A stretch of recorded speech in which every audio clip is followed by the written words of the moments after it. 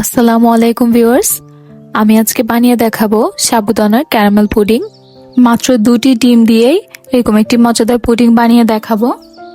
যেহেতু এখন রমজান মাস, ইফতারেও চাইলে বানিয়ে ফেলতে পারেন। ঈদেও চাইলে কিন্তু ডেজার্ট আইটেম হিসেবে রাখতে পারেন। পুডিংটি খেতে অসম্ভব মজার হয়ে থাকে।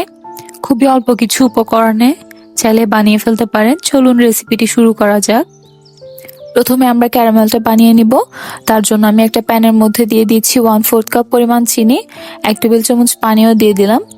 এখন চুলাটা মিডিয়াম টু লো আঁচে রেখে আমরা চিনিটাকে জাল করতে থাকবো যতক্ষণ না পর্যন্ত কালারটা লালচে হয়ে আসছে। আস্তে আস্তে দেখবেন কালারটা এরকম চেঞ্জ হতে থাকবে। হালকা একটা যখন কালার চলে আসবে তখনই কিন্তু আমাদের এই পর্যায়ে চুলাটা অফ করে দিতে হবে, না হলে কিন্তু আমাদের ক্যারামেলটা পুড়ে যাবে। পুডিংটা খেতেও আমাদের তেতো লাগবে। যে তাপটা আছে তাতে কিন্তু কালারটা চলে আসবে আরো ভালো মতোই। আমরা এখন যে মোল্ডে পুডিংটা সেট করব তার মধ্যে ক্যারামেলটা দিয়ে ঠান্ডা করে নিব। আমি একটা স্কোয়ার শেপের মোল্ড নিয়েছি, তার মধ্যে আমরা ক্যারামেলটা দিয়ে ঠান্ডা করে নিব। অন্যদিকে আমি এখানে নিয়ে নিচ্ছি 2টো ডিম, সাথে দিয়েছিলাম 1/2 কাপ চিনি যেটা স্কিপ হয়ে গিয়েছে। তার সাথে আগে থেকে জাল করে রাখা লিকুইড দুধ দিয়ে দিলাম 1.5 কাপ পরিমাণ। আমি এখানে 3 কাপ পরিমাণ দুধকে অর্ধেকটা জাল করে ঘন করে নিয়েছি। সবকিছু এখন ভালো মতো মিক্স করে নিব। চাইলে এখানে এই পর্যায়ে ভ্যানিলা এসেন্স অ্যাড করতে পারেন।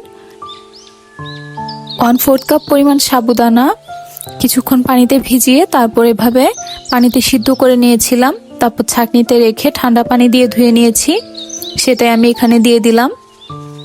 সাবুদানাটা দেওয়ার কারণে কিন্তু পুডিংয়ের লুকটাই চেঞ্জ হয়ে যাবে, খেতেও কিন্তু মজা লাগে।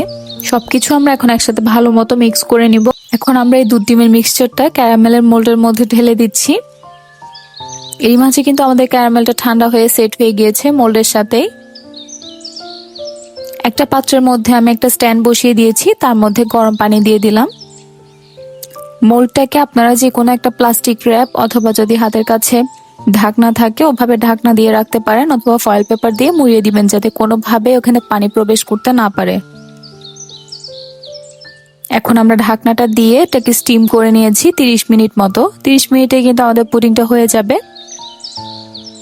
তারপরে পুডিংটা ঠিক মতো হয়েছে কিনা তার জন্য আমরা একটা টুথপিকের সাহায্যে চেক করে নিব।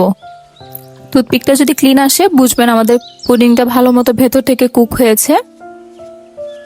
এখন আমরা মোল্ডটাকে নিয়ে সম্পূর্ণভাবে ঠান্ডা করে তারপরে ফ্রিজে রাখবো 2 থেকে 3 ঘন্টা মতো, যাতে পুডিংটা ভালো মতো সেট হতে পারে।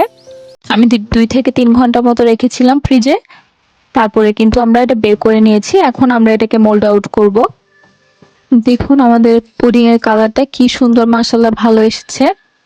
খুবই সুন্দর একটি কালার এসেছে। এভাবে যদি আমার দেখানো প্রসেসে বানান আপনাদের ক্যারামেলটা পুড়েও যাবে না, তেতোও লাগবে না। সামনে যেহেতু ঈদ আসছে, ঈদেও চাইলে ডেজার্ট হিসেবে এটা রাখতে পারেন। রেসিপিটি যদি ভালো লাগে চ্যানেলটি সাবস্ক্রাইব করবেন, ভিডিওটিতে একটি লাইক দিবেন আর ভিডিওটি শেয়ার করে দিবেন। ধন্যবাদ।